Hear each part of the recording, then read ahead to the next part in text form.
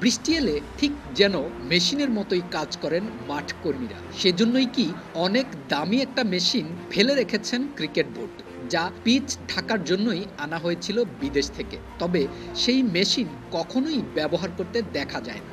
যেখানে বাকি সবাই বৃষ্টি এলে অলস সময় কাটান, সেখানে গত কদিনের বৃষ্টিতে সবচেয়ে ব্যস্ত সময় গ্রাউন্ডসম্যানরাই কাটিয়েছেন বলে মনে হয়। দেশ রক্ষায় সীমান্তবর্তী কোনো টহল দল রাইফেল নিয়ে যেমন ওত পেতে থাকেন, ঠিক তেমনি অতন্দ্র প্রহরীর মতো তাদেরও প্রস্তুত থাকতে হয়। বৃষ্টি এলে সবাই যখন দৌড় দেয় মাঠ ছেড়ে, তখন যাদের মাঠের ভেতরে ঢুকতে দেখা যায় তারাই এই খেলাটার আসল যোদ্ধা।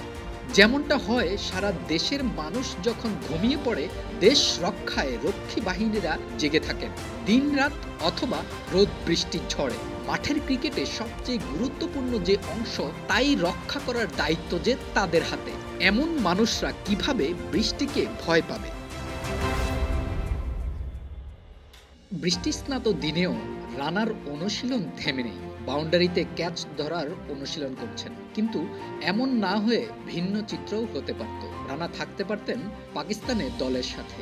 যদিও আমিরাতের সাথে দ্বিতীয় হারের দিনে সবচেয়ে বেশি রান দিয়েছিলেন রানা, আর সে ম্যাচে এত রান না দিলে দল জিততেও পারত, কেউ কেউ এমনটাও মনে করেন। তারপরও পাকিস্তানে নাহিদের ভালো বল করার রেকর্ড আছে বলেই হয়তো পাকিস্তানে তাকে মিস করছেন অনেকেই। কিন্তু তাতে কি? যুদ্ধবিরতিতে একটা দেশে যেতে তার আপত্তি ছিল। অনুশীলনের ফাঁকে বৃষ্টি বাধায় মমিনুল যখন ইনডোরের দিকে ফিরছিলেন, কেউ একজন দূর থেকে কিছু বলায় দাঁড়িয়ে মমিনুলও শুনছিলেন। কথোপকথন কি হয়েছে তা বোঝা যায়নি দূর থেকে, তবে সব শেষে ভিডিও জার্নালিস্টের দিকে নজর দিয়ে মমিনুল হেঁটে চলে গেলেন নিজের মতো। একাডেমি ভবন থেকে বের হয়ে আসছেন নাহিদ রানা। বল হাতে গতির ঝড় তুলে দেশের ক্রিকেটে তারকা বনে গেছেন আগেই।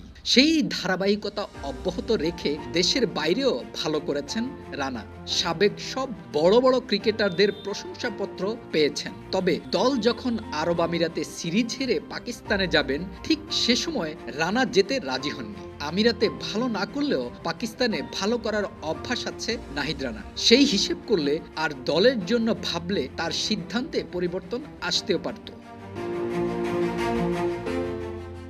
ঝিরিঝিরি বৃষ্টির দিনে মুশির অনুশীলন হোম অফ ক্রিকেটে। এখন একটা ফরম্যাটে খেলছেন মুশি, আর এই ফরম্যাট খেলতে যে মুশি সবচেয়ে বেশি পছন্দ করেন তা তার ভক্ত সমর্থক সবাই জানে। 100 টেস্টের মাইল ফলক ছুঁতে আর মাত্র 4 টেস্ট বাকি। এই 4টি টেস্ট খেলতে পারলে দেশের হয়ে প্রথমবারের মতো ইতিহাস গড়বেন মুশফিকুর রহিম।